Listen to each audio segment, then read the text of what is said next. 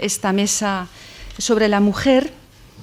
Quiero dar las gracias a la Asociación Católica de Propagandistas de Zaragoza, bueno, pues por haber pensado en mi persona para hacer esto. Es una alegría poder estar con vosotros. Quiero felicitaros también por los 25 años de esta labor, que ayer estuvimos juntos un ratico después, bueno, un buen ratico después de las charlas y demás, y bueno, me permitió conocer un poquito más. Entonces, bueno, os felicito por los 25 años y, pues bueno, vamos a sumarnos a esta reflexión, que me ha gustado mucho lo de los hechos y no lamentos. Yo voy a empezar como Santiago, como nos ha dicho el arzobispo en misa, quizá con los lamentos.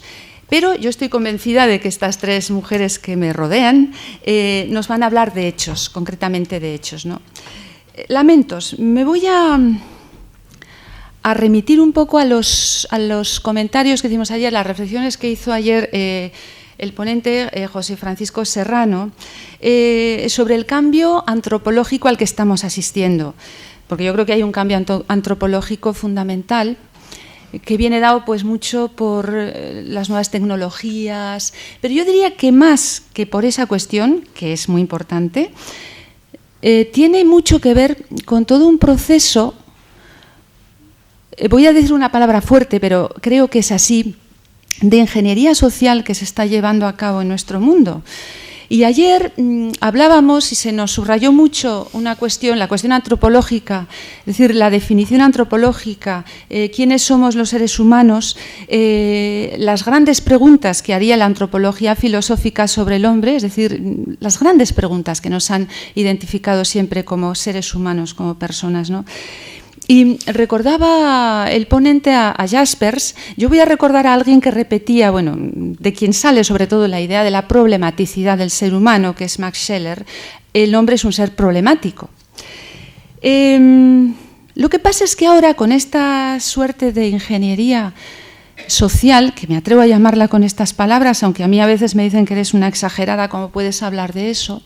Pues con esta cuestión ya no profundizamos en la problematicidad del hombre, que es algo tremendamente importante porque nos habla de las preguntas fundamentales de la filosofía que nos identifican, repito, como seres humanos, sino que lo que se está creando es una tremenda confusión, y da la impresión de que esa tremenda confusión se esté creando en nuestro mundo desde las altas instancias políticas o culturales, que todos un poco les ponemos nombre, ¿no? Los grandes popes de nuestro mundo, estoy pensando en las grandes organizaciones, la ONU y demás, es decir, todo lo que se está hablando con toda la cuestión, me imagino que ven hacia dónde apunto, toda la cuestión del género o del sexo, en fin, todas estas confusiones. Yo creo que estamos asistiendo a una confusión muy grande y se trataría de pensar y de tratar de dar luz hacia esto.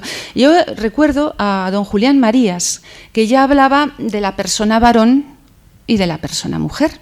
Entonces creo que habría que volver un poco sobre eso, ¿no? Es decir, Dios los crea varón y mujer. Entonces, ¿cómo podemos poner luz? Es decir, yo estoy en los lamentos y creo que las personas que me acompañan van a hablar de hechos concretos, de cuestiones concretas, de lo que hacen, de qué es lo que viven, ¿no? Pero yo creo que sería muy importante esta cuestión. Y luego, como estudiosa de una filósofa francesa que es Simone Weil, que supongo que a todos les sonará, ella decía que la corriente idólatra del totalitarismo, estamos ahora teniendo muchos visos de esta corriente idólatra de nuevo en nuestro mundo, pues decía que esa corriente solo puede encontrar obstáculos en una vida espiritual auténtica.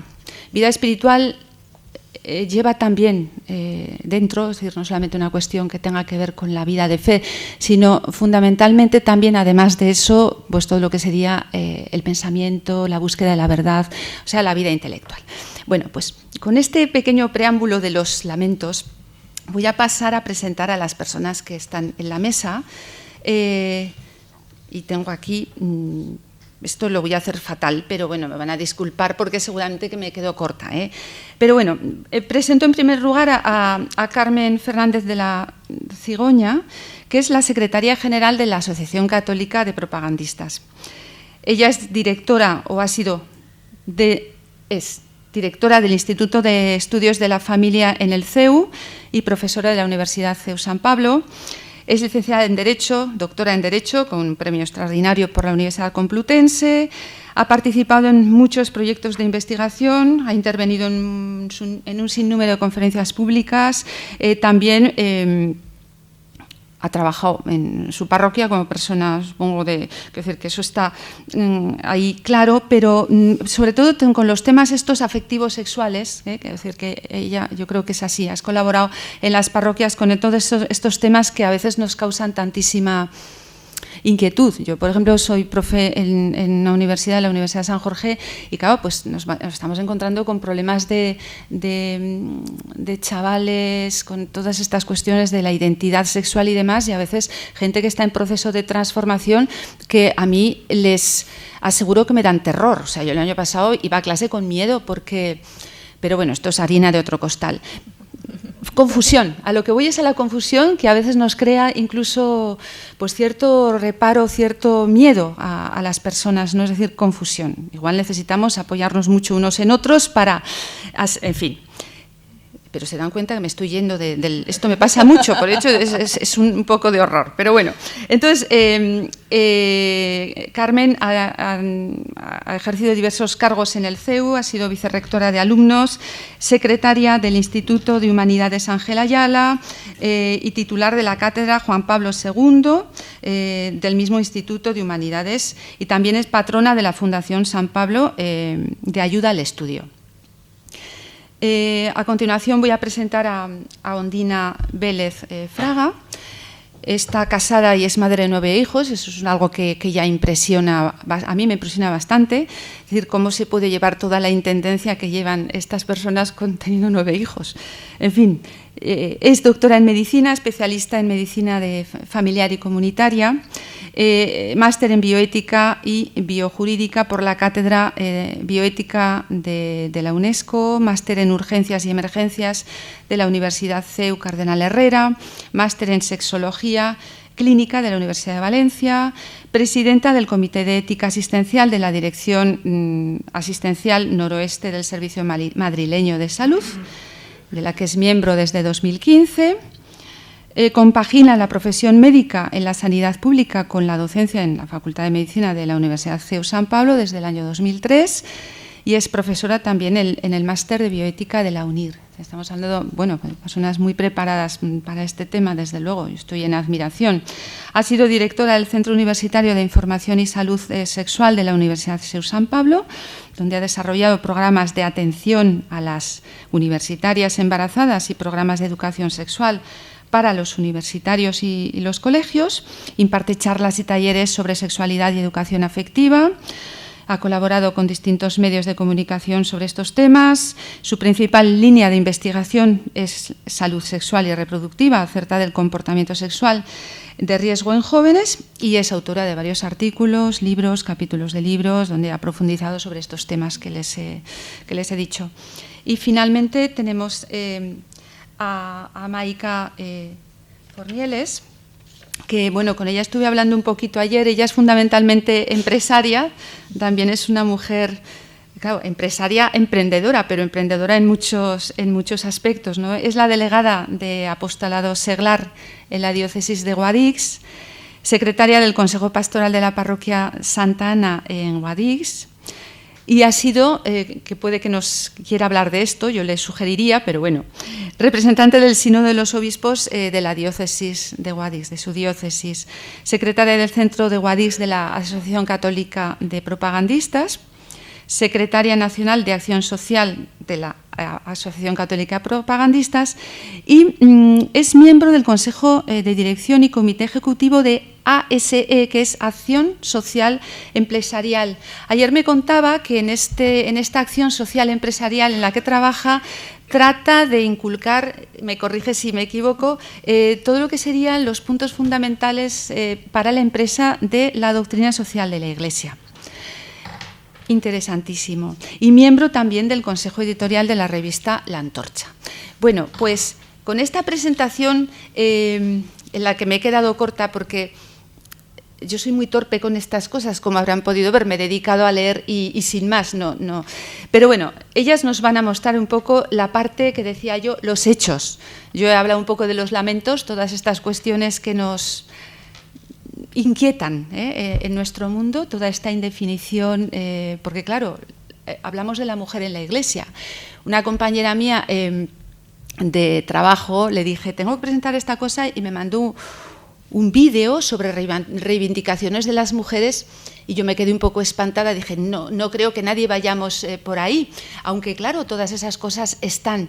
Supongo que saben a qué me refiero, ¿no? Yo no pensaba que había semejantes reivindicaciones por el sino y demás, pero me imagino que vamos a hablar de hechos concretos, de cuestiones que hacen estas tres mujeres que tengo a mi alrededor, es decir, de cosas que hacen, de hechos reales, que pueden dar sentido a bueno, toda la acción personal, fundamental y también de grupo, desde la Asociación Católica Probandistas, pero yo creo que nos sirve a todos los cristianos bautizados pues para decir, bueno, cómo podemos ser cristianos cabales en un mundo tan confuso, porque la confusión, desde luego, yo creo que sí que está ahí y eso sí que es un hecho también.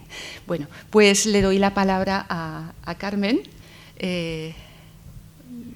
Ellas van a hablar un poquito y luego la dinámica va a ser esa, van a intervenir, van a hablar un poco de a lo que se dedican y vamos a plantear unas preguntas, es decir, se trataría de abrir el diálogo para tratar de tener más luz sobre qué podemos decir hoy fehacientemente de la mujer en la Iglesia, ¿no? ¿Cómo podemos hablar hoy de la mujer en la Iglesia? En fin, ellas van a ser un testimonio. Bien, adelante. Muchísimas gracias, Carmen. Yo no creo que te hayas quedado corta, desde luego, en lo que se refiere a mí, has sido más que generosa en tu presentación. La mesa que vamos a desarrollar en estos momentos tiene por título La mujer en la Iglesia, como tú has dicho, y es cierto que con esta última anécdota que comentabas, bueno, pues esto es algo frecuente y recurrente en la vida de la Iglesia, ¿no? Yo voy a prescindir de todo ello, aunque también derivará hacia allá. ¿Por qué? Porque ese es el contexto en el que nos movemos, ¿no? Un contexto social, cultural, ambiental, político, ideológico, en el que se busca continuamente la confrontación, la hostilidad, el enfrentamiento, el buscar infinitamente más lo que nos separa que lo que nos une.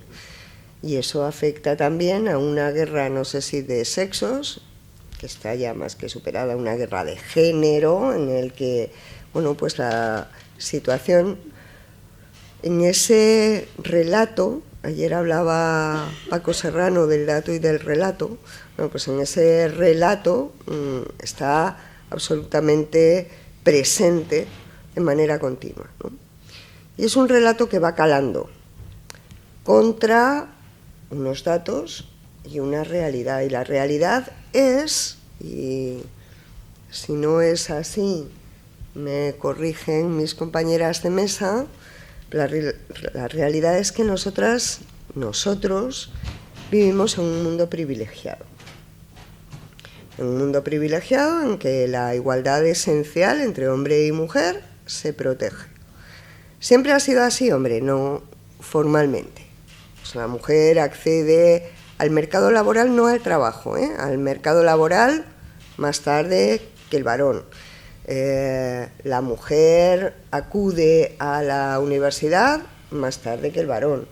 La mujer acude, en la Iglesia tiene un papel distinto, ni más ni menos, y mucho menos en la Iglesia católica, porque no es por nada, pero es que ninguna confesión religiosa, ninguna fe como la católica reconoce el papel de la mujer y la dignidad. ¿Que es distinto al del varón? Sí, gracias a Dios.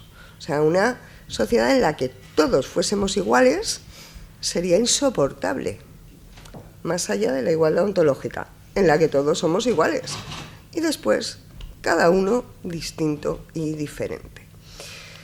Sí que tengo que decirles que, como les digo a mis alumnos, allá por el Jurásico, en mi juventud, en el que las cosas yo las veía blancas o negras, yo llevo mucho tiempo explicando doctrina social de la Iglesia, y tengo que decirles que cuando llegaba a la Mulieris Dignitatem me costaba un poco.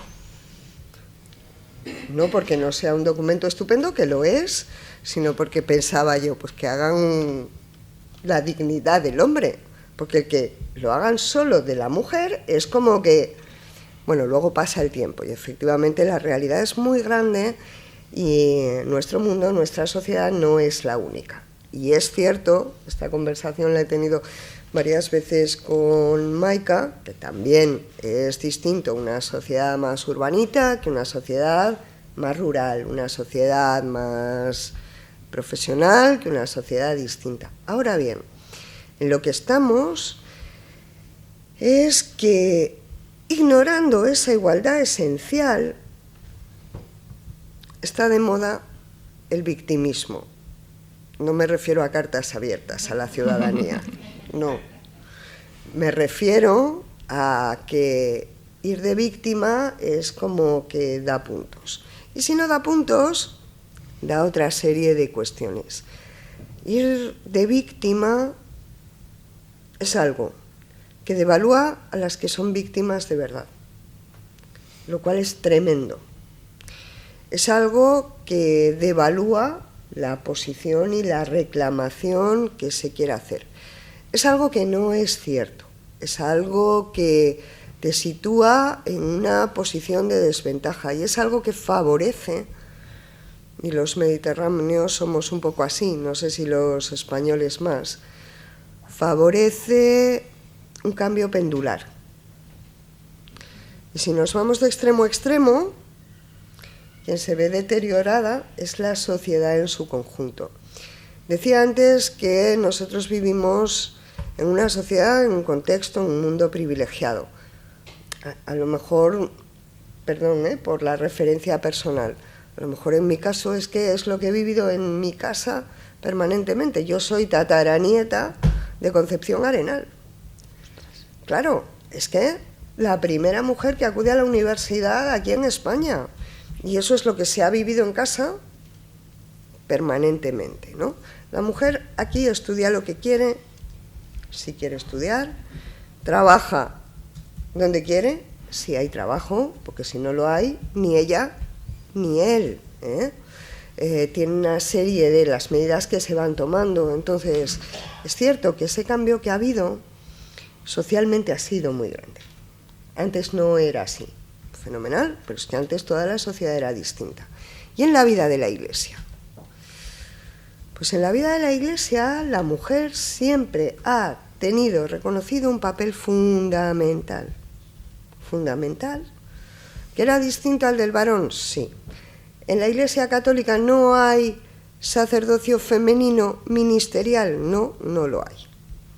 Pero es que una vocación no es lo que tú quieres ser, sino a lo que te sientes llamado. No te puedes sentir llamado a algo que no existe. Tu vocación se desarrolla en otros ámbitos, muchos, diversos. Yo creo que debe ser la Iglesia católica la única que tiene doctoras de la Iglesia. Doctoras de la Iglesia. En las que los ejemplos de santidad, de trabajo, de presencia femenina son constantes y excelentes y que se nos ponen como modelo. ¿Que eran pocas y menos? Sí, es cierto, pocas y menos. Pero San Juan Pablo II habla del genio femenino que cambia el mundo. Y ese genio femenino es lo que nosotras reclamamos en nuestro papel, orgullosas de ser mujeres, desarrollando nuestro trabajo en la sociedad, en la Iglesia, en casa, en la familia, en el trabajo, y sin que una cosa te tenga que costar la otra, y compatibilizando unas y otras. ¿Que es complicado? Sí, pero Estamos en los hechos, no en los lamentos. Así que sí, es complicado. A veces, pues sí, pues conciliar es complicado. Pues sí. Pero bueno, la cuestión es que hay que convencer a esta sociedad de que hay que trabajar, los hombres y las mujeres, juntos, que llegamos más lejos, que obtenemos mejores resultados, que todo es mucho mejor si se hace así. Al menos esta es mi experiencia. Pues muchísimas gracias. Me ha impresionado lo de tataranieta. De verdad, ¿eh? No tenía ni idea, eso no lo había encontrado por ahí. Gracias. Yo creo que, bueno, vamos a escuchar, vamos a hablar las tres. Ahora le doy la palabra a Ondina y luego establecemos el diálogo más que... vamos a hablar de momento, vais a hablar las tres. Adelante, Ondina. Pues muchas gracias, Carmen. Y muchas gracias por invitarme a venir a Zaragoza, que siempre es una belleza poder llegar hasta aquí. Y Carmen, me has hecho una pregunta, aunque no te has dado cuenta en mi presentación. Has hecho una pregunta que has dicho, ¿cómo se puede organizar la intendencia? Sí. ¿Sí? Entonces te la voy a contestar y así empiezo la charla. Pues se puede organizar gracias a un supermarido. O sea, porque si no sería imposible. Aquí algunos que conocen a mi marido. Entonces la única manera de poder organizarnos es precisamente por intentar pues vivir la comunión. O sea, es la única manera. O sea, desde la complementariedad de varón y mujer, para que yo esté aquí, pues soy nuestro Tetris familiar con 9 hijos de a las 9 menos 5 hay que dejar una a la excursión del colegio, el del fútbol, tal cual. O sea que al final simplemente pues si nos somos complementarios, si nos ayudamos, si nos ponemos en actitud de servicio, pues se puede conseguir que una familia funcione. Da igual que tenga 9 o que tenga 2. Y a la actitud de servicio es fundamental. Y porque además, bueno, es un poco también lo que yo también quería centrar, lo que os quería contar hoy. Entonces, así, pues me has dado pie para empezar. Es verdad que esta cuestión que me planteabais para hablar juntas en esta mesa este sábado por la mañana es una cuestión que es una cuestión central en algunas conversaciones. Si queréis que os diga la verdad, en la mía, en absoluto. O sea, estoy encantada del papel que he recibido de madre de familia, me ha tocado trabajar mucho y en ningún momento tengo ningún tipo de confusión de qué es lo que tengo que hacer. Pues mi papel de laica, si puedo voy a misa a diario, si no puedo a veces no voy, pues porque en concreto con tantos niños pequeños hubo una época en la vida en la que dije si voy a misa a diario, dejo a los niños con la chica y yo estoy muy devota, pero entre que trabajo y tal no les veo. Entonces me di cuenta que no me tocaba en esa época, me tocaba estar en mi casa en el ratito de la misa porque en el otro rato me había tocado ir a trabajar. Como también gran parte, yo muchas veces a mi madre le digo, mamá, a mí me inspiran más porque a mi madre le tocó vivir una época pues cómoda, pero yo pienso en cambio en mis abuelas, que una fue inmigrante a Cuba, la francesa le tocó irse de inmigrante a Cuba, y digo, me inspiran más mamá las abuelas, porque es que se lo trabajaron mucho y muy duro, es decir, que la mujer siempre, como ha dicho Carmen, ha trabajado, que la incorporación al mundo profesional remunerado en ciertas posiciones fuera más tardío, cierto, pero lo cierto es que la mujer siempre ha trabajado mucho y muy duro.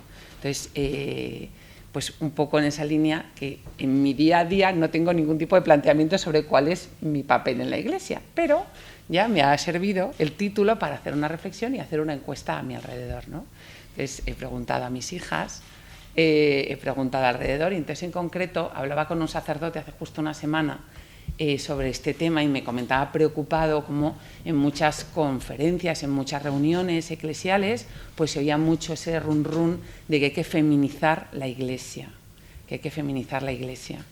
La Iglesia, esposa de Cristo, en primer lugar es femenino, o sea, esa esposa de Cristo, cuerpo, que tiene tantos miembros pues, y con tantos carismas, tantas vocaciones como estamos aquí, precisamente como somos las mujeres, multitarea. Es decir, la Iglesia en sí mismo ya es femenina, es decir, que eso de feminizar la Iglesia uno piensa, más bien es que lo que queremos a lo mejor es masculinizar a la mujer, o sea, cambiar el papel de la mujer. Es decir, detrás de esa pregunta, ¿qué es lo que subyace? Pues todos sabemos que al final hay una actitud reivindicativa, al final hay una actitud reivindicativa, ¿no? Entonces, un poco reflexionando sobre esta cuestión, en el fondo es la cuestión, una de las grandes cuestiones del siglo XX, que también la Iglesia, precisamente porque está en el mundo, pues refleja, pero es una cuestión que viene de fondo de todo lo que ocurrió pues, a lo largo del siglo XX, con sus luces y sus sombras. hay cosas muy positivas del siglo XX, pues precisamente una de mis líneas de trabajo, que además llegué a ellas porque me pedía mucha gente, por favor, prepáranos una charla sobre las diferencias y bases de la identidad sexual masculina y femenina. Entonces, a partir de ahí, pues muchas veces uno empieza a desarrollar un campo de estudio porque te lo pide otro. O sea, son temas que a lo mejor no habrías. Entonces, es precisamente el siglo XX el gran siglo del estudio de la diferencia, de la belleza de la diferencia, de varones y de mujeres. Algo que el propio sentido común, la propia observación nos permite reconocerlos, asombrarnos de somos diferentes hombres y mujeres, pues incluso en el campo de la filosofía es final del siglo XIX, principios del XX, cuando empieza toda la reflexión sobre el ser varón, ser mujer, como una diferencia ontológica y, como dicen algún filósofo personalista, no podemos pensar en una persona sin hablar de persona varón, persona mujer. Y luego Juan Pablo II lo desarrolla maravillosamente en las catequesis que luego recogen la teología del cuerpo. O, por ejemplo, tengo aquí este libro de Edith Stein que se llama La mujer. O, por ejemplo, Julián Marías también hablando sobre la cuestión de la mujer. Es decir, es cierto que no había habido a lo mejor una reflexión, un cuerpo de pensamiento sobre qué era ser mujer y qué era ser varón en esa diferencia complementaria. Entonces, esto desde el punto de vista filosófico. Esta reflexión tiene algunos pensadores en la línea de la unión, la comunión, la complementariedad. Sin embargo, existen otros filósofos que tienen un pensamiento pues al revés, totalmente desde esa diferencia que nos ha hecho en cambio daño. Entonces, otra de mis filósofas de cabecera es Simone de Beauvoir. Me parece interesantísimo leerla y siempre digo, me habría encantado poder hablar con ella. Yo creo que hasta nos habríamos llevado bien. Porque es verdad que yo leo sus libros y ella recoge en Segundo Sexo, es un libro muy fácil de leer, es verdad que hay que leerlo con capacidad crítica, porque lo primero que hace es recoger el sentir doloroso de muchas mujeres que tienen una vida que sienten como frustrada. Al final, bueno, en el fondo es un poco reality show, o sea, puedes elegir dos mujeres profesionales, una feliz y otra frustrada, dos amas de casa, una feliz y otra frustrada. Todo depende de lo que tú quieras contar en ese libro. Pero bueno, Simone de Beauvoir ahí viene a recoger ese sentir, que no lo podemos negar, de muchas mujeres que no se han sentido completas, y ella después hace una descripción de este tema y marca como dos momentos en los que para ella es el reconocimiento de la propia naturaleza de la mujer como algo que es negativo. Cuando la niña sabe que tiene la menstruación, empieza ya a reconocer su cuerpo como extraño, pero el segundo momento para ella determinante y el más grave es la maternidad, el propio saberse madre. Entonces ella dice, una mujer cuando se sabe madre siente que su destino le trasciende porque ya no va a ser para sí misma, sino que va a ser para otro. Entonces yo es verdad que esta frase de Simone de Beauvoir, que comparto parte, una mujer, las que habéis sido madres, los que habéis sido padres también habéis sentido esa experiencia, la paternidad y maternidad de muchos tipos, biológica, espiritual. Sabes que tu destino te trasciende, es verdad, trasciende, porque obviamente es una realidad que te viene dada, te ha venido dado, y ya tu destino no acaba, sino empiezas de repente a hacer planes en otra perspectiva, pero lejos de sentirte siervo, pues te sientes receptor de un don, has recibido el gran don de la maternidad, de poder llevar en tu seno ese don precioso que es otra persona que a su vez te trasciende porque es eterna. Entonces, es verdad que Simone de Beauvoir tiene toda una historia personal terrible en la que ella, pues en su maternidad, pues precisamente no fue madre, sino que después se le negó la cátedra porque había participado en muchas niñas que llevaba para que Sartre tuviera relaciones sexuales con ellas, después abortaban, y entonces se le negó la cátedra en Francia por un escandalazo, que estas cosas luego no se cuentan. Bueno, pues Simone de Beauvoir, que es la que dice la frase de la mujer no nace, se hace, ella niega nuestra naturaleza más profunda, la naturaleza de las mujeres, la niega. Al negar la naturaleza de la mujer, niega la naturaleza del hombre. Y precisamente basa la bondad de ser hombre y ser mujer en lo que hacemos, no en lo que somos, sino el valor de las personas en lo que hace. Por tanto, podemos dividir el mundo entre hombres y mujeres, o podemos dividir el mundo entre los que tienen un trabajo bueno y los que tienen un trabajo malo. Es decir, si nos ponemos en un plano puramente existencialista de que lo que tiene valor es lo que haces, pues al final también habrá gente que dice, bueno, entonces el valor de la persona pues es lo que le parezca a cada sociedad. Bueno, ahí dejo esta cuestión.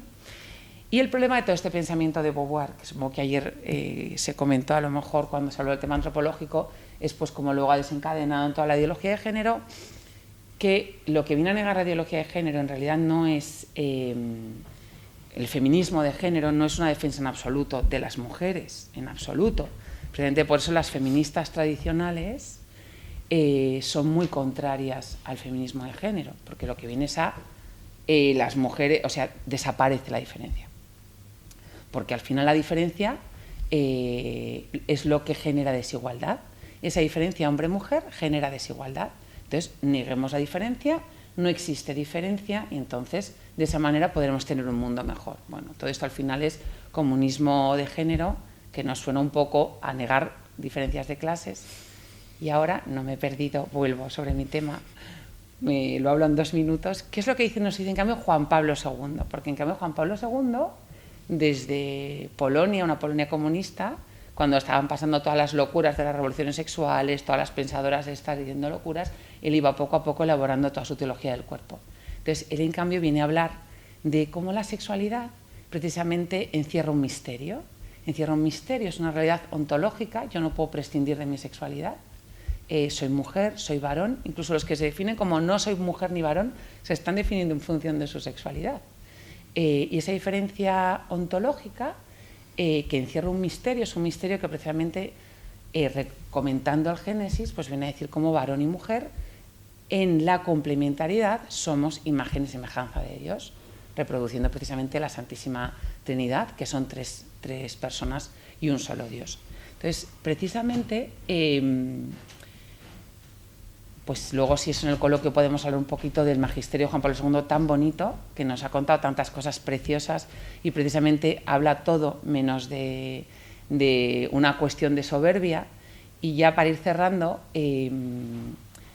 ¿cuál es la cuestión? Si la cuestión estamos hablando de poder, de quién es el que manda más, pues a lo mejor es cuando tenemos ese problema y entonces volvemos al empoderamiento de las mujeres.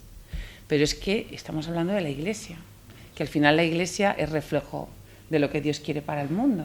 Y si en algo se caracteriza la Iglesia es en el servicio. Entonces Jesucristo siempre es el siervo de Dios, la Virgen María es la esclava del Señor, y por eso precisamente esa comunión entre varón y mujer, esa complementariedad, es una complementariedad desde una donación mutua, una acogida del otro, que se da en nuestra expresión de ser varón y ser mujer. Incluso los sacerdotes, las religiosas, no es su sexualidad se expresa en esa donación y en esa complementariedad que lo reconocen en Dios mismo, ¿no?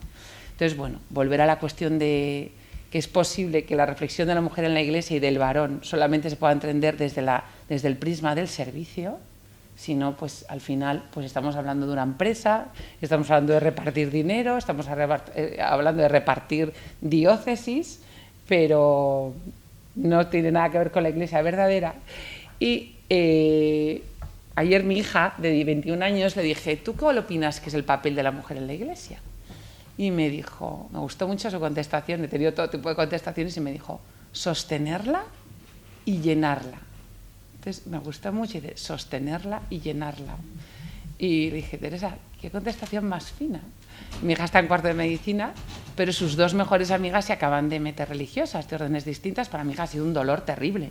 O sea, sus súper mejores amigas han recibido la vocación específica de vivir una virginidad para el Señor, con una fecundidad, que son todas esas personas que en sus lugares diferentes tengan que cuidar. Mi hija, en cambio, desea ser madre de familia súper numerosa. Pero bueno, aquí traigo 3 mujeres distintas, mi hija y sus amigas, cada una viviendo en la Iglesia como mujeres de 21 años. Y bueno, eso es lo que os quería contar. Pues, muchas gracias, nos has dado muchos puntos de luz, la verdad. Y bueno, Maika, te toca ahora. Y yo no sé, le voy a sugerir que nos hable también de su experiencia como la persona que fue delegada de su diócesis en el sínodo. Si puedes también contarnos eso, además de tu propia experiencia como empresaria y lo que nos quieras decir. Claro. Adelante. Sí. Bueno, pues en primer lugar dar la gracia a Ramón, al secretario de Zaragoza, por por invitarme a la jornada y estoy encantada de participar en esta mesa, ¿no? Yo parto de una base que es que el cristiano, hombre y mujer, o sea, nuestra dignidad la da el bautismo. Y luego, como decía Ondina, las vocaciones de la Iglesia son vocaciones de servicio. El primero que dignifica a la mujer es Jesús, porque Jesús, teniendo en cuenta la sociedad de la época, pues al final dignifica a la viuda, que era una mujer invisible, que cuando va a echar su donativo dice, echa todo lo que tenía. La mujer que tenía flujo de sangre, tu fe te ha salvado, cuando la sangre hacía a la mujer impura, mientras que luego, sin embargo, se hacían sacrificios y la sangre era lo que purificaba.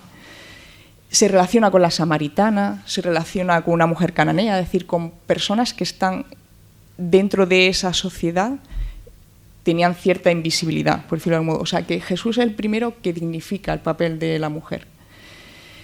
Y luego, si seguimos avanzando, las primeras cristianas, que se habla mucho del papel de, ahora con el sínodo, que es un poco lo que, por eso empiezo por aquí, ¿no? De las primeras cristianas que tenían un papel de diaconisas, pero entendido el diaconado de una manera diferente a lo que lo entendemos ahora. O sea, ahora lo entendemos mucho como sacramento de orden, pero en su momento era un concepto mucho más amplio. O sea, era como misionera, era como evangelizadora, porque, claro, en definitiva, todos los cristianos, ¿cuál es nuestro papel, no? Evangelizar. Y un papel de servicio pues porque era gente pues que abría su casa, que ayudaba, que aportaba, que incluso la que económicamente, porque tenía una independencia, pues ayudaba económicamente, ¿no? Y llegamos al momento del Concilio Vaticano II, que de algún modo es cuando se produce un cambio en la Iglesia, pero no por el papel de la mujer en sí, sino por el papel del laico, hombre y mujer. En el Concilio Vaticano II hay una primera sesión en la que solo había hombres, una segunda sesión en la que solo había hombres, y de pronto un cardenal dice, bueno, pues nos falta la representación de la mitad de la Iglesia, o sea, ¿dónde están las mujeres? Y entonces, como un poco deprisa y corriendo, se buscan 23 madres conciliares. Y hay una gran diferencia, porque muchas veces los gestos son importantes, con respecto a lo que se ha vivido ahora en el Sínodo de los Obispos, que cuentan las 23 madres conciliares que estaban como en una parte alta, casi que tenían que asomarse así porque no veían, y por supuesto ellas prácticamente lo que hacían era escuchar. Eso sí, a mí me ha resultado muy curioso leer que iban en los cafés y en los entreactos un poco a buscar al cardenal de turno y a contarle, oye, ¿y por qué no? Y porque nosotros pensamos que... Y es verdad que luego se ve reflejado en los textos del Concilio Vaticano II, pues ciertas opiniones y ciertas cosas que ellas pensaban que era importante introducir dentro de la Iglesia, ¿no? Entonces, un poco cómo se llega ahí, ¿no? Sin embargo, por ejemplo, en el Sínodo de los Obispos, la reunión que se celebró en octubre de 2023, si se ven las fotos, se trabajó en mesas redondas. O sea, en mesas redondas se hacían grupos de personas, en principio se agrupaban por lengua, sobre todo por aquello de poderse entender, ¿no? Pero que eran personas, o sea, lo mismo había un cardenal, que había un laico, que había... ¿no? Es la primera vez que participan 85 mujeres, 54 de las cuales tenían derecho a voto. Y es verdad que se habla en el Sínodo de los Obispos, se habla del papel de la mujer en la Iglesia, que quizá por eso un poco es por lo que ahora estamos hablando de eso, porque no es que antes no se hablase, sino que de algún modo, pues ahora como que socialmente, porque todos los laicos hemos estado muy implicados en el sínodo, pues estamos escuchando, ¿no? Y recibiendo esto. Pero es verdad que no solo y exclusivamente, porque parece que no llega, que prácticamente se ha dedicado la mitad del sínodo a hablar de esto y la otra mitad del sínodo a hablar de otra serie de cosas. Se habla de eso, porque tampoco es una preocupación, quizás es muy de la Iglesia europea, pero también es verdad que hay otras muchas cosas que preocupan a la Iglesia y otras muchas prioridades que preocupan a la Iglesia. Por ejemplo, había un cardenal que decía, a ver, africano, ¿no? Decía, si yo tengo una parroquia con 300 kilómetros cuadrados alrededor, ¿cómo atiendo eso? O sea, su preocupación sea esa, ¿no? O, por ejemplo, a la gente de Europa del Este que han vivido el comunismo y durante 3 generaciones no han escuchado hablar de religión, pues quizás su preocupación sea esa, o el ecumenismo o cualquier otra cosa. O sea, que no exclusivamente se habla del papel de la mujer en la Iglesia. Y dentro de ese papel, Hay alguna cosa que no se hace referencia, porque prácticamente parece que hablamos siempre del sacerdocio, ¿no? Que es el papel que juega la mujer en la familia. O sea, hay un autor que es Hugh Mackleod, ¿no? que habla de la crisis religiosa de los años 60, entonces hizo una encuesta tanto a mujeres anglicanas como a mujeres católicas, bueno, y hombres, por supuesto, ¿no? Y él decía que el secularismo empezó en el momento en que la mujer pierde el papel de formadora de la familia. O sea que el papel de la mujer en la Iglesia es un papel importante. Y cuando hablamos del sínodo, a mí me gustaron, yo por ser mujer que de algún modo ha participado en el sínodo, pertenezco al Observatorio de la Mujer en el sínodo, y entonces a mí me resultó muy interesante escuchar testimonios de gente. Por ejemplo, hay una señora que es chilena, que el obispo de Chile la ha ordenado para que, bueno, miento, no es cierto el término, perdón, le ha asignado como misión el que pudiese, o sea, el que llevase una parroquia. Entonces, ella pues lleva toda la parte que tiene que ver con la liturgia, la pastoral, etcétera, excepto los sacramentos. Si tú te vas, por ejemplo, a Argentina, en las comunidades de base hay muchas mujeres. Si tú vas, por ejemplo, a la Amazonia, entonces, es verdad que las mujeres sí que tenemos un papel importante en la Iglesia, diferente al del hombre, como decía Carmen. Pero una cosa no excluye a la otra. Yo me gustaría leer una carta que escribe Carola Susani, que es madre conciliar del Concilio Vaticano II, que escribe una joven de hoy, hablando un poco de esta parte, ¿no? Y decía: el Concilio Vaticano II hizo posible abrir las facultades de teología a las mujeres, el estudio y la enseñanza de la teología, que también es un poco lo que decía antes Carmen, que no hace tanto tiempo que las mujeres también tuvieron oportunidad de estudiar teología, ¿no? Dice: hoy las mujeres teólogas están revitalizando los estudios bíblicos y una perspectiva cambiante sobre la liturgia y todo lo que concierne a la vida cristiana. Y el hecho de que aún no hayan alcanzado el sacerdocio parece una desgracia, pero tal vez sea una gracia. La historia de las mujeres en la Iglesia ha hecho que, ya sean abadesas o santas, las mujeres se encuentren al otro lado del clero, con los laicos. Como no fueron ni son sacerdotes, el nuevo espacio que crean cada día en la Iglesia es un espacio para el apostolado de los laicos y las laicas, un espacio que va creciendo. Mientras tanto, dan un nuevo aliento a la Iglesia, más libre y más amplio. O sea que, y yo he hecho un poco como Ondina, que también he hablado con algunas mujeres, principalmente teólogas, que fueron profesoras mías en su momento en la Facultad de Teología, y al final ellas y son mujeres muy preparadas, hay algunas que se dedican única y exclusivamente a dar ejercicios espirituales, que una de ellas una vez fue directora de unos ejercicios espirituales que nosotros hicimos en Guadix, y al final ellas lo que te dicen, el testimonio que te dan es: yo no quiero ser sacerdote, o sea, yo tengo mi vocación, porque como decía Ondina antes, o sea, el Señor a cada uno nos da nuestra vocación. Y nos ha puesto en la tierra, nos ha puesto en la vida para una misión muy concreta. Y si hubiésemos querido que fuésemos sacerdotes, pues nos hubiese hecho hombres y nos hubiese dado el sacramento del orden, ¿no? Entonces son cosas diferentes, ¿no? Y es verdad que durante los últimos 3 papas se han dado muchísimos pasos en ese sentido.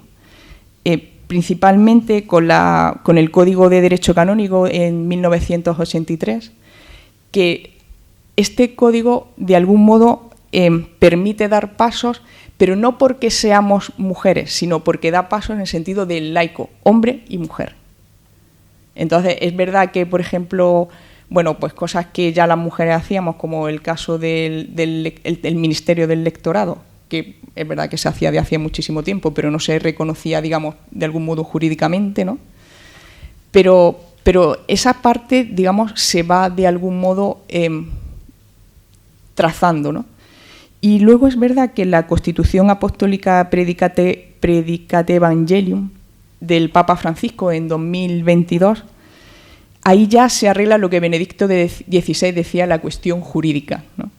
Que la cuestión jurídica es que, pues, había mujeres que sí que podían a mejor estar dentro de los dicasterios o dentro de la curia, o sea, perdón, pero es cierto que tenían una posibilidad de estar pero no influir, o sea, su decisión no tenía validez, por decirlo de algún modo, ¿no? Y Juan Pablo y el Papa Francisco lo que viene a decir con esto es que el gobierno de la Iglesia no procede del sacramento del orden, sino de la misión canónica. Pero de la misión canónica, hombre o mujer, da igual. Pero es verdad que eso permite pues, que las mujeres ahora puedan acceder a ciertos sitios, porque estamos hablando de laicos. Es verdad que ahora no se puede acceder, por ejemplo, a todos los dicasterios, pero también es normal. O sea, yo, por ejemplo, si yo fuese, que yo soy mujer, o sea, yo que pinto para decidir algo sobre el sacramento del orden, pues si yo no tengo ni idea.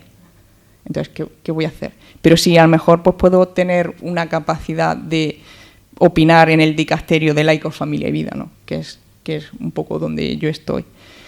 Entonces, el Papa Francisco lo que viene a decir es laicos sí, laicos preparados, hombres y mujeres, o sea, no... Y bueno, es verdad que dentro del organigrama, bueno, pues con un puesto muy concreto, con una misión canónica muy concreta. Bueno, pues muchísimas gracias. Bueno, vamos a pasar directamente, no voy a comentar nada, a hacer preguntas. Vamos a abrir, queda un ratito todavía, un tiempo de preguntas, a ver quién se anima a plantear alguna pregunta a las personas que constituyen la mesa. Yo me imagino que nos han dado bastante material para pensar, ¿no? Y también para orientar la cuestión. Entonces, ¿hay alguna pregunta ya en la sala?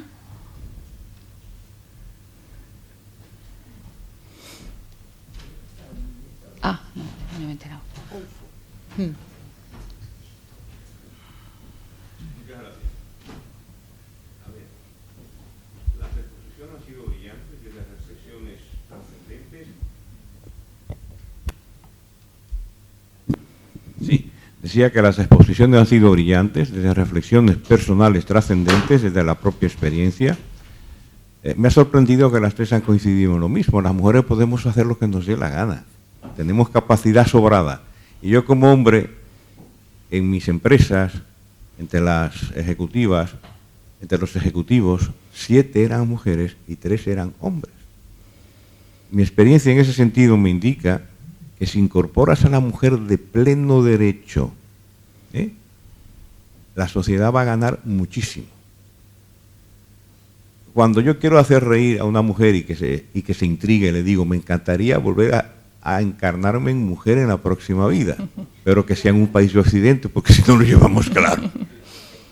¿Cómo plasmar eso en realidades? Porque hay unos roles que están muy, muy asumidos, incluso yo digo que ya debe estar inscrito en parte del código genético, porque el sentimiento maternal es muy difícil neutralizarlo, o esa ambivalencia con el deber, con lo que quiero. Yo creo que ahí radica la dificultad. No creo que haya oposición masculina a este asunto, por lo menos en nuestros países, ¿no? En vuestra experiencia, ¿cómo lo veis y cuál puede ser el futuro inmediato? Porque sería incorporar la mitad de la humanidad, de verdad, a la dirección de nuestro destino. Gracias. Comienzo yo, aunque seguro que todas tienen que decir. Vamos a ver, es cierto que en el mundo occidental, y con todo, son curiosas las iniciativas económicas en las que, bueno, pues el Nobel de Economía, Amartya Sen, o distintos proyectos de desarrollo, desde luego en Asia, en Iberoamérica, la mujer tiene un papel fundamental porque es a ella en la que incluso no en esos puestos de una zona más desarrollada, sino en las que están en vías de desarrollo, es la mujer a la que se le concede el crédito, es la mujer en la que se confía, es la mujer la que de alguna manera, me ha encantado lo que ha dicho Ondina o tu hija, sostiene y llena, ¿no? No solo en la Iglesia, sino que creo que de una manera muy relevante en la sociedad en general. Hay que dar muchos pasos todavía en esto, pero es que yo creo que la experiencia es evidente, ¿no? Cuando se ha realizado después de un periodo largo en el que los papeles eran distintos, y cómo aporta y cómo beneficia y cómo desarrolla cuando se incorpora, como tú dices, Adolfo, de pleno derecho.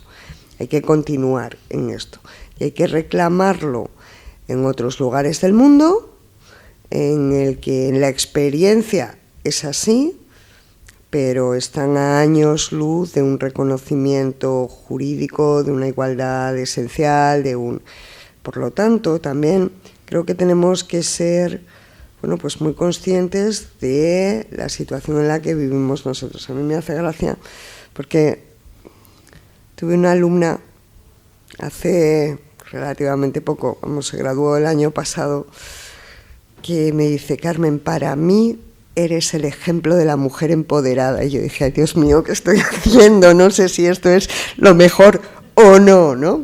Y entonces me explicó lo que para ella era empoderamiento profesional, con responsabilidades, con familia, orgullosa de todo ello, que te organizas, gracias a un supermarido, para poder abarcar o llegar a todas partes, ¿no? Y dije: bueno, vale, ese empoderamiento me parece muy bien. Bueno, pues así hay que continuar. Pero teniendo en cuenta que la complementariedad es esencial. Han insistido las dos y yo creo que esa es la base de cualquier sociedad bien ordenada, la complementariedad. El reconocimiento de la diferencia, no para hostigar, sino para construir, para completar, para perfeccionar, para desarrollar, siendo cada uno, bueno, pues yo espero que todo el mundo esté tan contento de ser lo que es como lo estamos nosotras, como lo están ustedes, y superar la confusión querida y buscada en la que están sumergiendo a todas las nuevas generaciones, querida y buscada, ¿eh? De tal manera que a mí lo que me parece aterrador es que en los patios de los colegios las niñas digan que nunca van a ser madres. Aterrador. Luego lo serán o no, y la vida viene como viene, vale, pero que esa sea la premisa es tremendo, ¿eh? Yo hay una cosa que a mí cuando me nombró mi obispo delegada de apostolado seglar, y se lo contaba allí otros sacerdotes que había por allí, dijo algo que a mí en aquel momento no entendí, pero lo he entendido después. Decía: es que es mujer y empresaria. Y bueno, o sea, ahora estamos hablando del papel de la mujer en la Iglesia, pero el del empresario también tiene tarea, ¿no? Que todavía estoy esperando escuchar a algún sacerdote en las peticiones pedir por los empresarios en misa algún día, ¿no? Pero si entendemos un poco la responsabilidad como vocación en la Iglesia, pues, a ver, me van a permitir la comparación y con todos los respetos, ¿vale? Pero, por ejemplo, la persona que es responsable de la Hija de la Caridad es responsable de 7.000 mujeres. Pero, sin embargo, por ejemplo, mi obispo es responsable, que es una diócesis pequeña, responsable de 40 sacerdotes. Entonces, ¿cómo medimos esa parte de responsabilidad? Y hablando un poco del papel de la mujer también en la parte, por ejemplo, educativa, ¿no?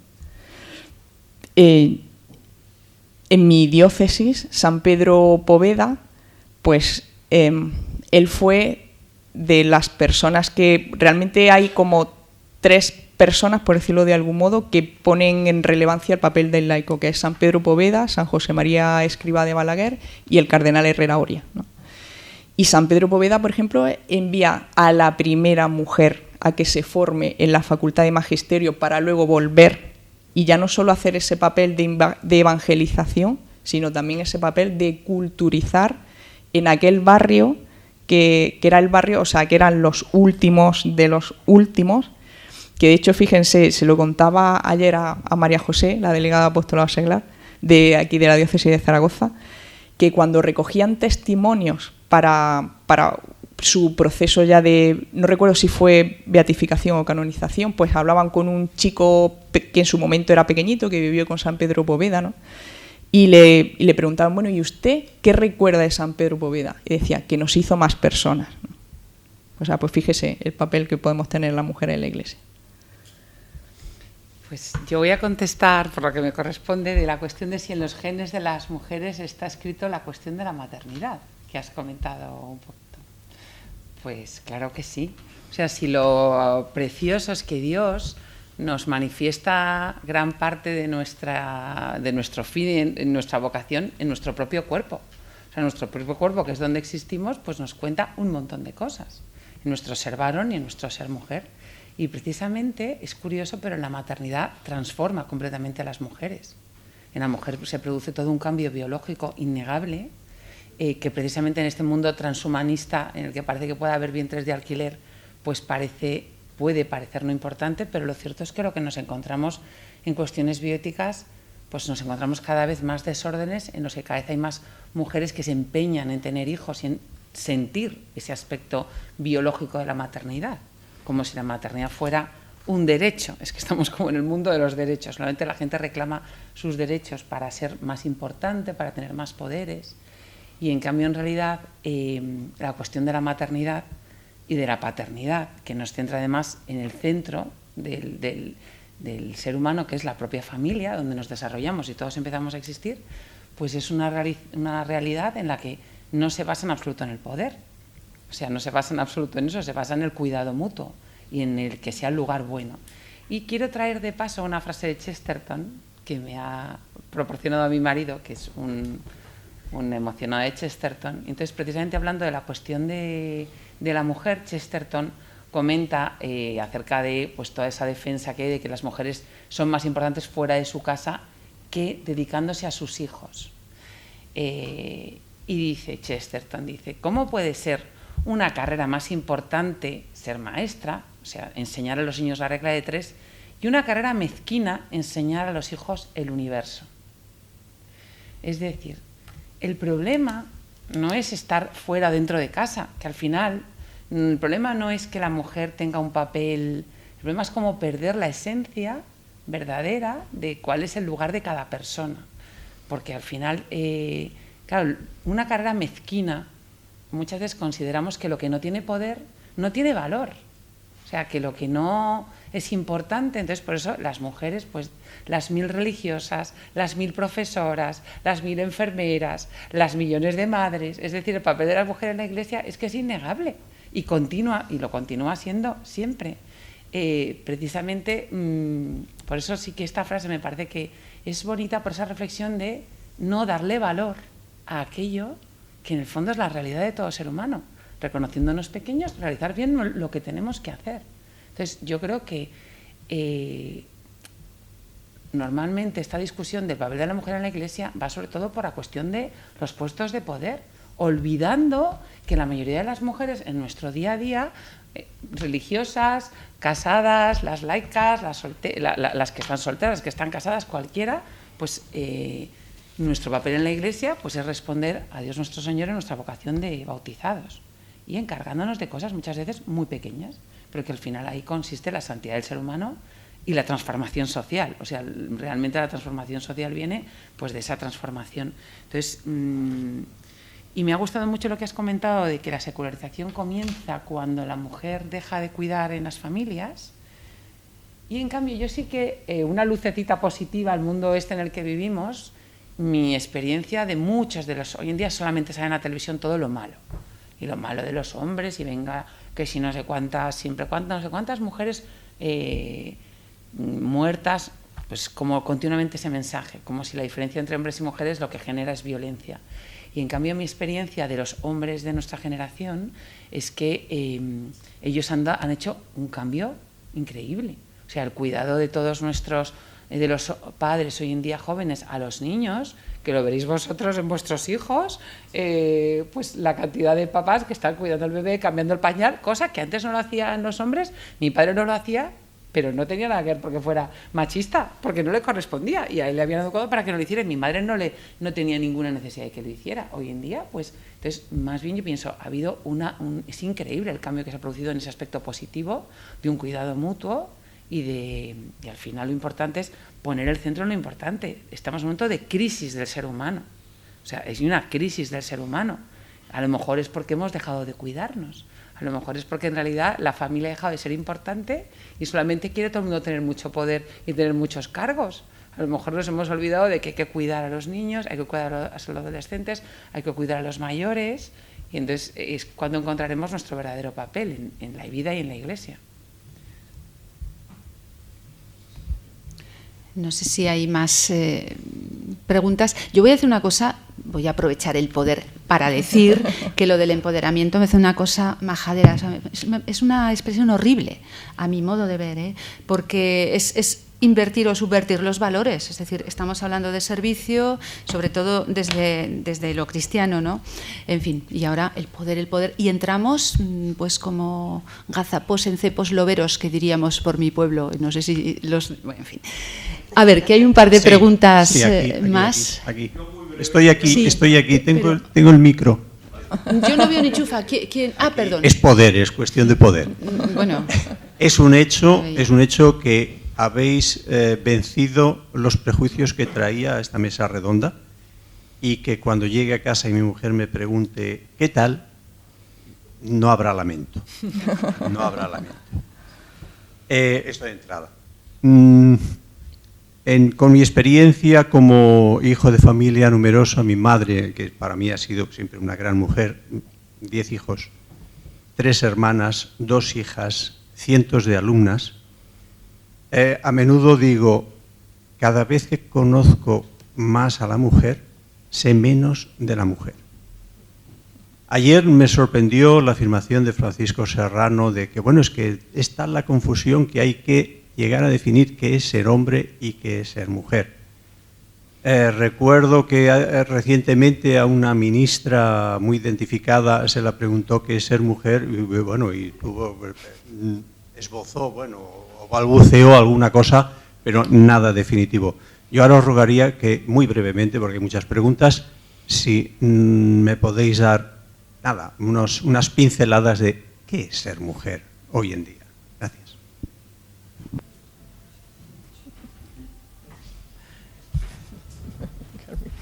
Bueno, me arriesgo yo. Pues yo creo que es el modo concreto en el que cada una de nosotras somos nuestra manera de ser. Somos unos seres humanos que somos mujeres. ¿Qué implica eso? Implica, no en exclusiva, pero si hablamos de virtudes femeninas y masculinas, que yo creo que hay que hablar, implica cuidado, implica atención, implica saber mirar a los demás, implica paciencia, implica tesón, implica valentía, implica fuerza para sostener y para llenar. Que no significa que el varón no, pero explícitamente lo femenino tiene un carácter distinto, que yo no diría que hay que poner en valor, sino que ese valor se demuestra en la vida cotidiana, cada día, cada momento. Lo que hay que hacer es recordar y recuperar. Carmen hablaba de una autora que también me encanta a mí, que es Simone Weil. Bueno, pues hay que recuperar el arraigo, el gusto por lo pequeño, el afecto, y afecto ordenado, no desordenado, que fundamenta y que hace posible el desarrollo de todo lo demás en la vida. Y por eso, para mí, la mujer y lo femenino siempre estará vinculado a la familia. Pues yo te lo voy a contestar muy sencillo. Ser hombre y ser mujer es una manera de ser y de estar en el mundo. No existe otra posibilidad.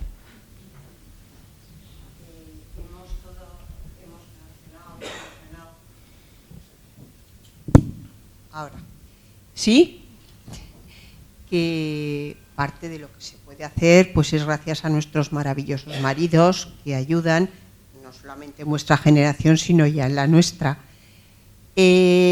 ¿Hasta qué punto esa colaboración, esas estructuras se van a ver modificadas por todas estas corrientes migratorias que a lo mejor vienen de sus países y pretenden seguir manteniendo sus costumbres, sus relaciones con las mujeres, en fin, un machismo en muchos casos a veces llevado incluso a unas relaciones muy violentas en la pareja y en la sociedad. ¿Cómo va a afectar esto a la posibilidad de la mujer de seguir manifestándose en la iglesia, en las profesiones? Ahí lo dejo. Bueno, yo, si queréis ahora me lanzo yo. Yo creo que lo que estás comentando, el principal problema que vemos hoy en día es la falta de complementariedad, en realidad, pues, y los divorcios, las separaciones, la no complementariedad. En realidad es el principal problema, que hoy en día no se está llegando a acuerdos, sino que se llega a desacuerdo. Cada uno va a lo suyo y dice, contigo no me...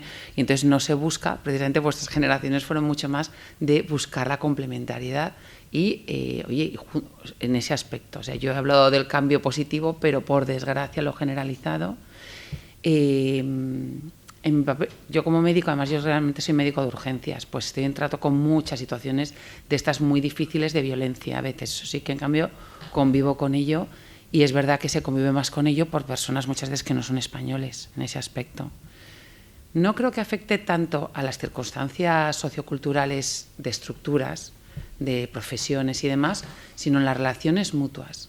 Entonces, yo creo que es un momento especial de importancia de la evangelización, de la inculturación a nuestra propia gente, porque si es que el principal problema es que no ofrecemos nada. Entonces lo que nos encontramos es gente joven que no tiene ni idea de cuáles son sus raíces. Entonces cada vez hay un mayor problema de mujeres jóvenes españolas formadas que se hacen musulmanas. Entonces piensas, ¿pero qué está ocurriendo? O sea, entonces creo que el principal problema, el reto que tenemos es hacer una buena transmisión de la fe, de los valores, de la cultura, recordando que la cultura europea es una cultura cristiana y por eso la mujer, estamos aquí hablando 4 mujeres, o sea, de ahí viene. Entonces, el principal problema es un reto de transmisión de valores y de la fe y de inculturación a aquellas personas en vez de un vacío absoluto a nuestra gente, a nuestra propia gente que nos rodea y pues obviamente entonces a otras personas no podremos llegar. Y de no retroceder, porque creo que hay veces que hay un buenismo que nos puede y que vamos cediendo terreno y no se trata de no retroceder por mantener el poder, ¿no? Sino por la convicción de que donde estamos, de que lo que tenemos, de que esa fe, sin duda, pero esa tradición, esa cultura, esa historia es la buena. Y porque es la buena, queremos que se difunda y que siga teniendo los efectos que evidentemente ha tenido a lo largo de los siglos, ¿no? Si nos dejamos comer por otro tipo de argumentación más ideológica y más hipócrita, en el que tú, con una solidaridad mal entendida, porque no difundes el bien, sino que simplemente asumes otras cosas que tienen muy poco que ver contigo, bueno, pues entonces se pierden los principios fundamentales de la civilización occidental, que evidentemente son cristianos y son clásicos y son ilustrados y están fundados en el bien, la verdad y la belleza, en los fundamentales que hay que mantener. Damos una última palabra que estaba pedida por aquí y... ¿Cómo ven la figura de Isabel la Católica? Pero... Les dejo ese e investigue, porque es fundamental ahora mismo en España tener una figura femenina. Solo decirte, Adolfo, que nosotros acabamos de sacar una campaña precisamente reivindicando a Isabel la Católica, así que...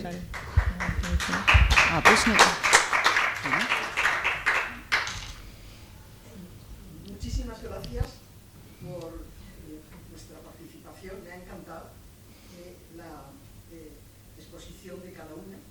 Y somos mujeres... Sí, no sé si se oye. Yo también me califico como mujer privilegiada y estoy de acuerdo y además ha sido muy enriquecedor todo lo que habéis dicho. Ahora, yo me pongo en otro lugar, porque mucha gente de la Iglesia se está poniendo en otro lugar, que no es mi caso, yo no quiero ser sacerdote, ya.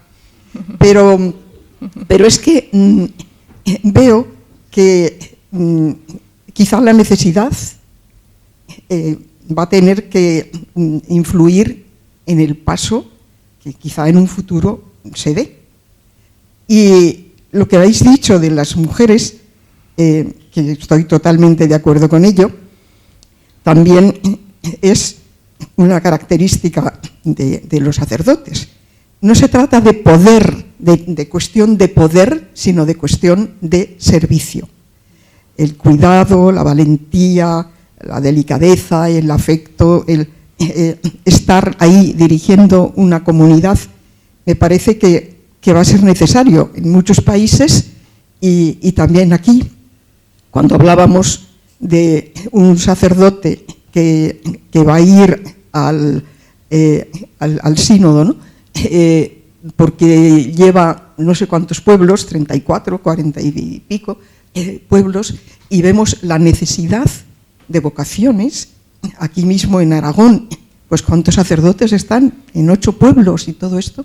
Yo veo que puede ser un servicio, no se trata de poder, como digo, sino de servicio a las comunidades, el dar ese paso, aunque ahora mismo no se vea en la Iglesia.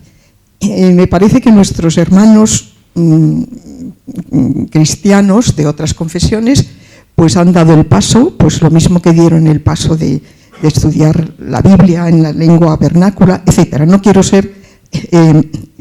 hablar mucho, solamente que yo sí que veo la necesidad de caminar hacia esto, por necesidad, por servicio a los cristianos, a las comunidades cristianas. No sé qué pensáis. Bueno, yo vengo de una diócesis rural también, y es verdad que la mujer en las diócesis rurales, o en las realidades que he comentado antes, o sea, en Chile, en Argentina, en las comunidades de base, tienen un papel bastante importante, ¿no? De hecho, es cierto que muchas de las parroquias se mantienen gracias a que hay mujeres en las parroquias implicadas, ¿no? Pero sí que decir que el Papa Francisco, o sea, el sínodo ahora ha tenido esa primera fase en octubre de 2023 y hay una segunda fase en octubre de 2024. Y, bueno, no sé cómo lo han trabajado en la diócesis, pero en principio con lo que se resumió de las conclusiones que se sacaron en el 2023, esas conclusiones han vuelto a las diócesis y digamos, lo que se ha recogido vuelve a la conferencia episcopal y eso vuelve a ir al sínodo, ¿no? Pues bueno, dentro de todas esas cosas que lo que se han visto es las prioridades que se considera que la Iglesia tendría que trabajar.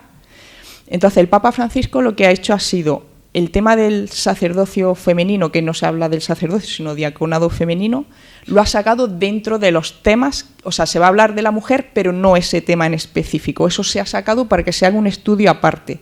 De hecho, en el G9, o sea, los cardenales que de algún modo trabajan con el Papa para ver un poco, digamos, la dirección de la Iglesia, han tratado en varias reuniones, han hablado con mujeres, de hecho una obispa anglicana estuvo en una de las reuniones un poco, o sea, que realmente ese tema se está tratando y se está trabajando en este nivel, ¿no? En este ámbito. Pero es verdad que no es un tema fácil, pero por la implicación que tiene. Es verdad que nosotros en nuestra realidad de Europa lo vemos de una manera, pero lo que comentaba antes, ¿no? En otros países, y pensad que al final el Papa lo que tiene que tomar es una decisión para todos los cristianos. Entonces no es tan fácil el poder tomar esa decisión. Pero sí es algo que se está trabajando y se está trabajando, digamos, aparte. O sea, no por la implicación que tiene, ¿no? De hecho, yo creo que ese no es un tema de gobierno de la Iglesia. O sea, no es solo de gobierno de la Iglesia, con independencia de que... Pero hay otros en los que el Papa puede considerar ahora es A y mañana por circunstancias es B. En este caso no. Y afecta a cuestiones muchísimo más esenciales. Y efectivamente nuestros hermanos cristianos, que no son católicos, toman una serie de decisiones que no se puede entender ni se puede comprobar ni por datos ni por relatos que haya beneficiado al desarrollo ni de la Iglesia evangélica, ni de la Iglesia anglicana, ni de la Iglesia. Si la pregunta es ¿qué pensamos? Yo creo que esa no es la vía. A lo mejor tenemos que ser conscientes de que nos toca ser tierra de misión, no de misioneros, que a Europa no le va a gustar nada, pero en el pedir al dueño de la vid que mande trabajadores, también hay que pedir eso, cosa que además se hace mucho más difícil cuando deja de haber familias numerosas. Y la Iglesia es muy consciente de esto también, porque en una familia con un hijo único es mucho más difícil que, no sé si se suscitará o no la vocación, pero es mucho más difícil la respuesta afirmativa a esa vocación. Y la Iglesia es muy consciente, claro. Entonces, ¿qué hay que hacer? Según mi punto de vista, hay que rezar, hay que pedir, hay que tener familias, hay que estar muy contento de ese desarrollo y hay que seguir trabajando en la Iglesia católica. Pero de verdad que la experiencia de los anglicanos, que algo la conozco, y de los evangélicos en absoluto ha sido algo que les haya beneficiado, ni que haya supuesto una expansión, ni que haya supuesto más. No, siendo así, que de nuevo creo que hay que volver a la idea del servicio y no del poder. Bueno, coincido con Carmen, porque entiendo que hay muchas circunstancias muy complejas, pues un sacerdote que le corresponden muchos pueblos, pero al final la cuestión del sacerdocio va mucho más allá de las necesidades concretas, porque si no, por esa cuestión, pues se cambiarían un montón de cuestiones del magisterio porque no se adaptan a este tiempo ni al siguiente. Entonces, si nuestro Señor fue revolucionario en el trato con las mujeres, porque fue revolucionario, o sea, que María Magdalena fuera la primera testigo, la encargada de dar testimonio, y en cambio no tengamos referencia de que estuvieran sentadas en la última cena, pues es que tiene mucho que decir. O sea, al final la cuestión de la Iglesia, pues al final la Iglesia es universal, es eterna, nosotros estamos de paso, entonces nos tocará una función, una Iglesia a lo mejor mucho más pequeña, menos poderosa, más necesitada de oración, pero y de minorías creativas, sí, pero no la cuestión de la necesidad concreta, pues tendremos que ser más humildes y ser más conscientes de que nos tocan otros tiempos, pero precisamente las iglesias protestantes han aceptado este tipo de cuestiones y muchas otras que lo que han hecho en realidad es negar, o sea, el verdadero rostro del ser humano. Entonces, pues nos toca rezar y pedir al Señor que mande obreros a su mies y, en cambio, realizar funciones pues como las que has comentado. En una iglesia perdida de un lugar de Argentina, pues se tiene que encargar una mujer de que aquello funcione. Hay un libro precioso que os recomiendo, que se llama Requiem por Nagasaki. Es una preciosidad de libro. Y precisamente habla de la historia de los japoneses que cuando matan a todos los sacerdotes se quedan sin sacerdotes. Y encima sin ningún vínculo con Roma, entonces no podían ordenar. Entonces, los que se quedan allí, las pequeñas comunidades, les preguntan a los que se iban, porque encima muchos se fueron porque los iban a matar a todos, ¿cómo reconoceremos cuando vengan los nuevos sacerdotes que son sacerdotes de la Iglesia Católica y que no vienen de otras iglesias? Le dijeron, tendréis para reconocer los 3 signos. El celibato, el vínculo con la Iglesia de Roma y la devoción a la Virgen María. Entonces, es verdad que los tiempos pueden cambiar, pero el celibato, el vínculo a la Iglesia de Roma y la Virgen María, y obviamente eran varones los que tenían que venir, pues y pasaron, pues no sé, 300 años sin sacerdotes y la comunidad japonesa se mantuvo, es decir, que nos pueden tocar tiempos duros de una vivencia de la fe en persecución incluso, pero es que en el fondo se trata del seguimiento a Jesucristo en el momento concreto que nos toca.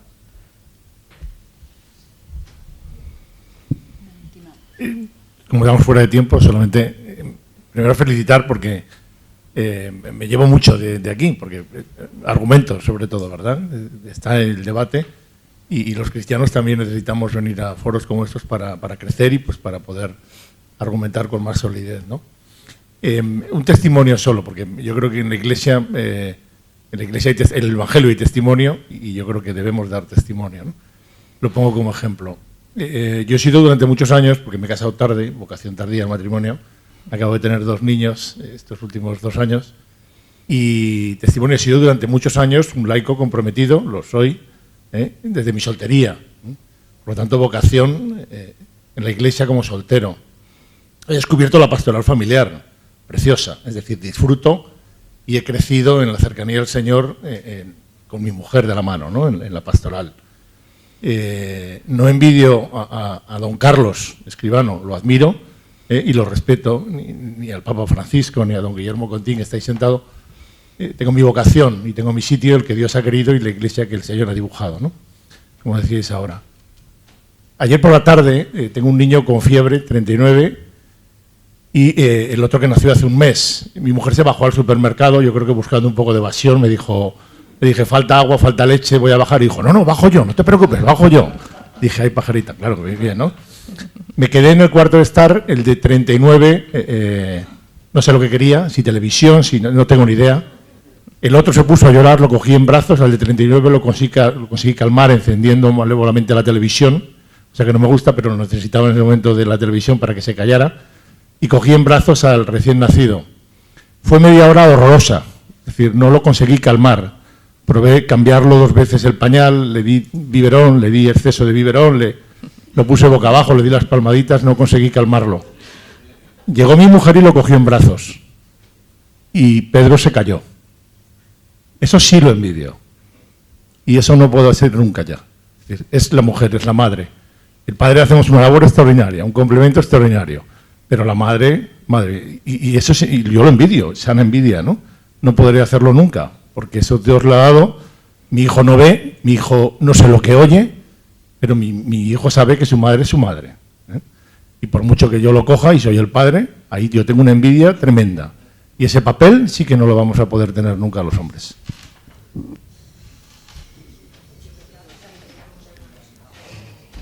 A saber cómo lo cogería Marcos.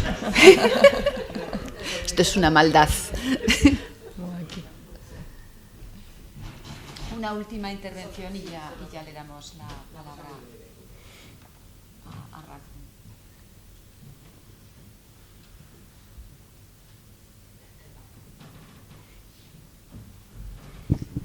Bueno, pues daros las gracias porque es verdad que no deja de ser un testimonio, que lo es, todo vuestro compartir y vuestra experiencia. Simplemente comentar que el título, el papel de la mujer, es que a mí hasta casi que me sabe malo cuando el papel, pero ¿qué papel? Si es servicio, el servicio y ya está. O sea, el hombre también tiene su papel. Entonces el servicio y ese acoger la voluntad de Dios, que es lo que Dios quiere de cada uno de nosotros. A mí, como mujer y como madre, yo siempre me presento cuando me dicen ¿quién eres? Soy madre y estoy encantada de la vida de ser madre. Madre y bueno, y luego se enteran de que lógicamente estoy sirviendo en la iglesia, pero os puedo decir que no cambio para nada el papel de madre. Estoy encantada de la vida. Y ahí creo que el Señor me ha hecho un regalazo tremendo, porque es donde precisamente puedo cuidar, en la iglesia por supuesto que también, pero de manera muy directa, ¿verdad? Y donde pongo esos dones que el Señor nos regala al servicio del mundo, porque es construir mundo y también iglesia. Bueno, pues millones de gracias. Ahora sí que lo dejamos. Ramón va a decirnos unas palabras. La verdad es que yo estoy muy asombrada y feliz de haber escuchado, porque han sido testimonios, ¿eh? Entonces, bueno, nos habéis dado luz. Yo he confesado eso de mis miedos, pero es verdad. Ahora les preguntaré que me den alguna especie de fórmula porque... es decir, las realidades a las que nos enfrentamos a veces no son fáciles. Yo creo que nos habéis dado luz en medio de esta confusión, porque creo que el diagnóstico es de crear confusión y eso creo que es un hecho. Entonces, pues, y gracias también desde la parte que me toca a la Asociación de Propagandistas, porque yo creo que necesitamos pensar todas estas cosas, pensarlas en iglesia, pensarlas desde lo que somos y sobre todo pues porque...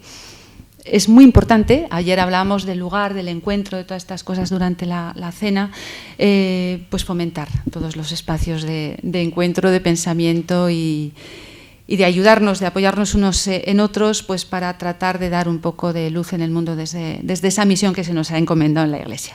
Bueno, Ramón, creo que ahora ya cerramos las jornadas. Gracias.